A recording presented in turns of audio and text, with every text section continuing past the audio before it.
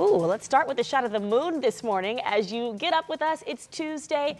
Thank you for sticking with us here on 13 Sunrise. I know that you're probably barely opening those eyes this morning with a nice bright moon. We hope to see some sun a little bit later today, but would you consider this a full moon for us, Matt? Almost. Almost full. Full moon was last night. I knew to ask because of I can never be too sure, but thanks for sticking with us here. And I suppose because this is a little bit that I've learned from you guys in meteorology, that it's clear out there. That's why we can see the moon. Yeah. And that's also why we have colder temperatures because we don't have anything. Yeah, you're spot on. She knows things. Plus. Yeah. Ready to go. You need to call in sick. Yeah, with Lindsay and I here, you got it. We're good.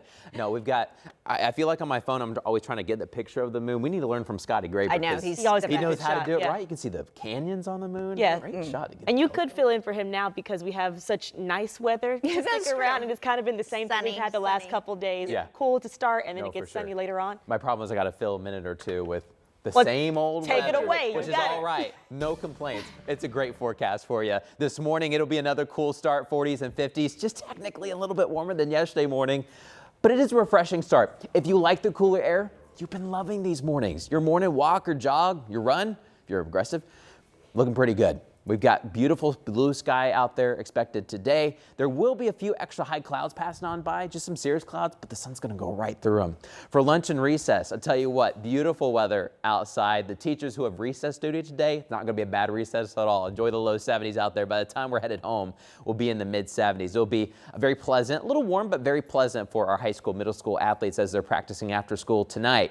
Right now, mostly clear skies. Of course, you can see that mostly full moon. It's 96, 97% full. It basically looks full out there. That was the corn moon, last night or 2 nights ago. I guess you could look at it that way. But you're looking live over downtown, 52 now. Remember, we got down to the 40s yesterday. It was our coolest morning we've had since June 2nd. So we're close, but we're not quite there this morning.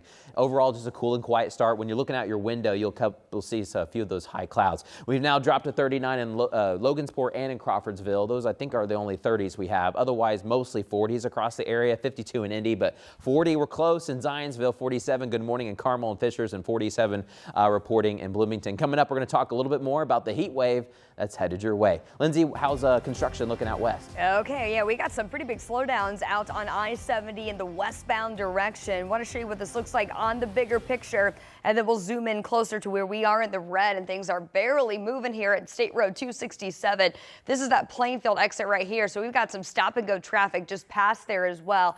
Does look like there's at least one lane that is blocked, which is causing the slowdown here at State Road 267. You can see the brake lights that now extend basically for a good 5-mile stretch of interstate here on I-70 westbound. So if you want to avoid that, right now 12-minute delay on I-70 westbound, you can pop over to US 40 where there is currently no delay that runs parallel there with I-70 on the west side. Lindsay, thank you. Well, we're going to keep you updated on breaking news we've been following this morning. This is from the west side of Indianapolis. IMPD tell us they're searching for at least 2 men after an attempted carjacking ended in a shooting. Yeah, this happened near 38th and Eagle Creek Parkway at an apartment complex not too far from that intersection. So this is what it looked like when we arrived there this morning, just before 3 a.m. This is the car that police say was involved, and we counted at least 6 bullets in this car. Police say that the victim was shot after getting away from that attempted carjacking. The victim told officers he may have actually hit one of the suspects with that car while he was trying to get away. So right now, investigators are looking for any help to find those that police say are involved. We're not sure why he was on Nantucket Court at 2:47 in the morning, but those 2 people did come up to him and either tried to rob him or carjack him or both. We'll see. So if you have any helpful information, of course, IMPD wants to hear from you. They're specifically asking for any surveillance injuries. We know the victim was taken to the hospital with non-life-threatening injuries. They want surveillance video, I should say, to help them solve this case. Well, also new overnight, 2 people were injured in another shooting, this one on Indy's east side. So we know from this one that Metro Police say 1 victim is in critical condition. Officers were called to North Riley Avenue near East 21st Street and Emerson Avenue around 12:30 this morning. They say when they arrived, they found 2 victims. One was taken to the hospital, the other treated there at the scene. But so far, there is no other information about a possible suspect in this case. And a man is recovering after being assaulted on campus at IU Indy in downtown. This happened around 11:15 last night at a parking lot near Indiana Avenue and 14th Street on campus. IU police tell us the man was taken to the hospital and is expected to recover. They do believe this is an isolated incident, that there was no threat to the campus or students, but no suspect information has been shared with us from police yet. A new perspective this morning on a shooting in Muncie. So we're getting a first look at security video. You're seeing it here. Moments when shots were fired near a convenience store in that city. So you see these two guys running, but you probably also see this guy in the red jacket trying to get away from that white car after he'd been shot. Look at the windows getting blown out. So this was the Madison Food Mart. Now, they did say 2 men inside that car were hit. Both are in stable condition. This was actually the second of 3 shootings just in a few hours. Take a look at this map that outlines where they happened. A few hours earlier, 2 men were shot at an apartment complex. Police confirmed last night that the victim here, 27-year-old Ashanti's Stewart, died from those injuries and that a 24-year-old is stable. But then around 1 o'clock Saturday morning, police tell us a 52-year-old man was shot inside a home on South Monroe Street. He is also in stable condition, but in all 5 people being shot, it was over a 5-hour period. Gun violence is an issue in many cities, and I think it takes collaborative effort to fix any issues, including that one.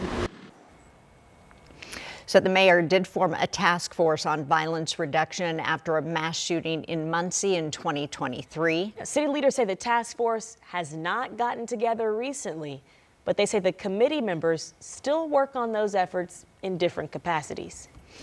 Well, new reporting is shedding some disturbing light on the growing issue of youth violence here in Indianapolis. Especially when you hear these numbers this year, 21 people under the age of 19 have been killed in shootings, and that's already more than all of last year.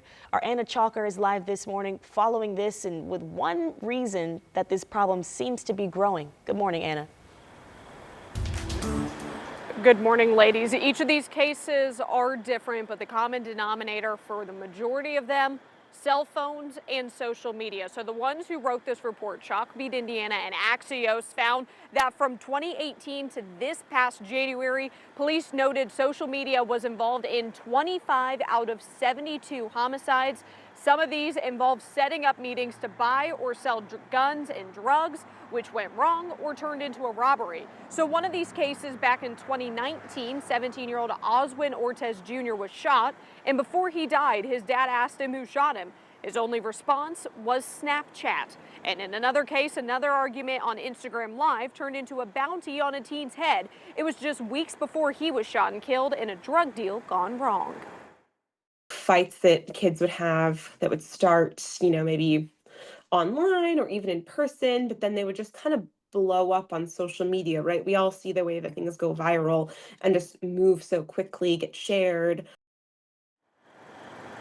The report broke down which app was used the most in these investigations. Instagram was in over half of them. So along with looking through these documents, the writers of this study really wanted to talk with the teens who are impacted most by gun violence. So coming up, you'll hear why they are saying that all the problems on social media have really impacted their lives in a big way and how it's really spilling out into social interactions they have at school and in other parts of their lives. And we see how that just grows and grows and grows. It's important to bring light to this, Anna. Thank you.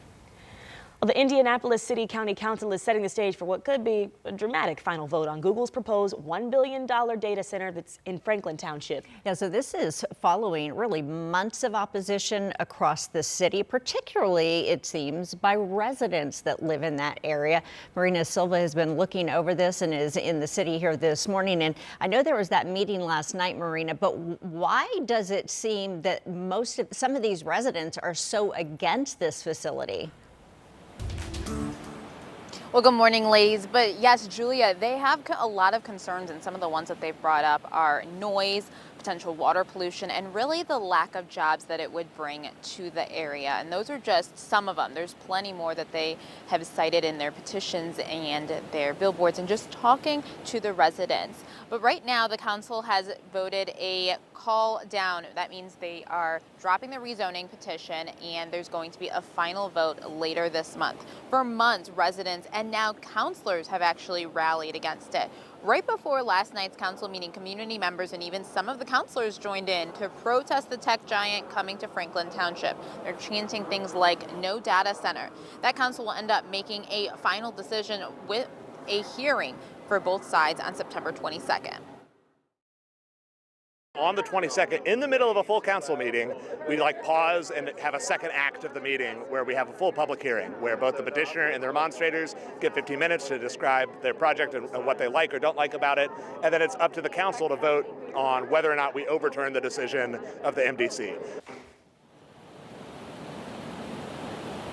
So this is what needs to happen. Right now, we've got 16 out of 25 councilors that are publicly speaking out against the data center. But we do have some councilors like Councilor Ron Gibson, who is hopeful and says he's had meetings with them about the project and he is hearing the concerns, but he is hopeful for the project. Councilor Michael Paul Hart says he's hoping for 20 votes by September 22nd. So it's kind of a mix of people. Most people are against it, but there are people that still want it to happen. And it's not an overwhelming yes or no, even amongst the council. So we'll continue to follow this. Thank you, Marina. Well, Muncie residents got the chance to weigh in on that city's 2026 budget plan. And this comes with $1 million less than last year. So the mayor points to Senate Bill 1, saying that it decreases Muncie's property tax revenue to the tune of 7%. So last night, members of the city council talked about how they'll actually address that huge funding gap in the coming weeks.